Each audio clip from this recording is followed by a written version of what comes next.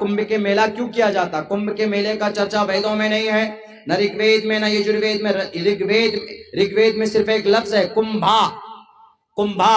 اندرجیت نے تمام جگہوں سے پانیوں کو لا کر انسانوں کو دیا اور ہمالیہ پروت کو کمبھا کے طرح توڑ کر، کمبھا کا مطلب کچے گھڑے کے طرح توڑ کر پانی لا کر انسانوں کو دیا۔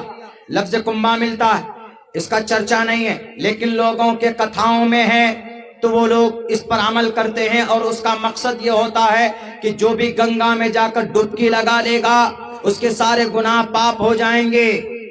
یہ بالکل غلط کانسیپٹ ہے۔ اب کوئی یہ کہے کہ مسلمانوں میں بھی اگر کوئی کسی کا مرڈر کر دے گا، زمین پر ناجائز قبضہ کر لے گا، بے ایمانی کرے گا، گالی دے گا کسی کو، اور پاسپورٹ بنا کر حج پہ چلا جائے گا اور حج کر کے آ جائے گا تو سارے گناہ معاف؟ بالکل نہیں۔ کسی کی زمین پر ناجائز قبضہ کیا ہے، حاجی ہو کہ پاجی ہو، 1 مرتبہ کیا 10 مرتبہ حج کر کے آ جاؤ۔ اگر کسی کا مرڈر کیا ہے، کسی کی زمین ہڑپ لی، ناجائز طریقے پر کھیت کا آڑ کاٹ کر ادھر سے ادھر کر دیا ہے، کل قیامت میں اللہ تبارک و تعالی آپ سے پوچھے گا، آپ سے کلہ نہیں پوچھے گا، بلکہ جس کا آپ نے مرڈر کیا وہ آ کر گریبان پکڑ لے گا، جس کی زمین آپ نے ہڑپ لی آ کر فوراً آئے گا کہ میری زمین دو۔ دنیا میں تو بڑے پیسے والے تھے، دنیا میں تو بڑی دولت والے تھے، آؤ آپ وہاں پر کل قیامت میں رب ذوالجلال کہے گا میں کچھ نہیں کر سکتا، تم نے دنیا کے اوپر اس کے اوپر ظلم کیا تھا، اس کا جتنا معاوضہ بنتا ہے دو۔ اس کے پاس وہاں دولت ہوگی نہیں، اسی لیے کہے گا کہ تمہارے پاس تو کچھ نیکیاں ہیں نا، تم نے اس کا مرڈر کیا تھا، گالی دی تھی، ان کا خون بہایا تھا، ان کو تکلیف دی تھی، تو تمہاری نیکیاں اس کو دو۔ اس کے پاس کی ساری نیکیاں ختم ہو جائے گی، جہنم میں ڈال دیا جائے گا۔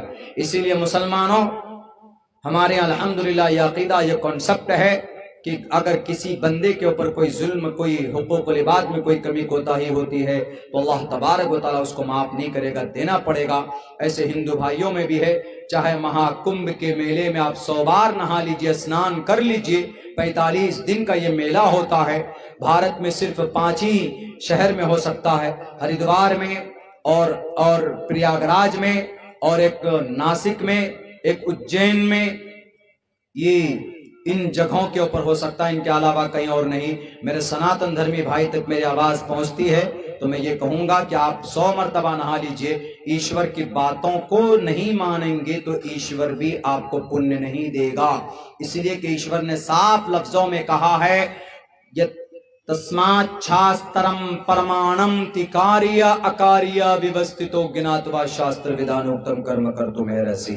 پرماتما کی کہی بھی باتوں پر عمل کرنا، جیسے خدا کے قرآن، خدا کی شریعت کی باتوں پر ہمیں عمل کرنا ہے، ہم تب جا کر سچے مسلمان بنیں گے۔ ایسے ہندو بھائیوں کے بھی اپدیش اور آدیش ہے کہ ان کو ہندو ایشوریہ ایشوانی کے مطابق زندگی گزارنی چاہیے۔ اللہ سے دعا کرتا ہوں اللہ کہنے سننے سے زیادہ عمل کی توفیق عطا فرمائے، اور جو باتیں کہی گئی خصوصاً نماز اور شراب اور یہ لون کے تعلق سے، ان کو چھوڑ دیجئے، توبہ کیجئے، نماز پابندی سے پڑھیے، جوانوں اپنی زندگی کا گول سیٹ کرو، تعلیم حاصل کرو۔ تعلیم حاصل کرنے کا زمانہ چلا گیا ہے تو چھوٹا موٹا کوئی نہ کوئی کاروبار کرو، اور ماں باپ کے ساتھ نرمی کے ساتھ برتاؤ کرو، نافرمانی مت کرو، انشاءاللہ آج نہیں تو کل تم ترقی کر سکتے ہو۔ اللہ تمہیں دنیا کے اندر بھی خوش رکھے گا اور کل قیامت میں بھی کامیابی تمہاری قدم چومے گی۔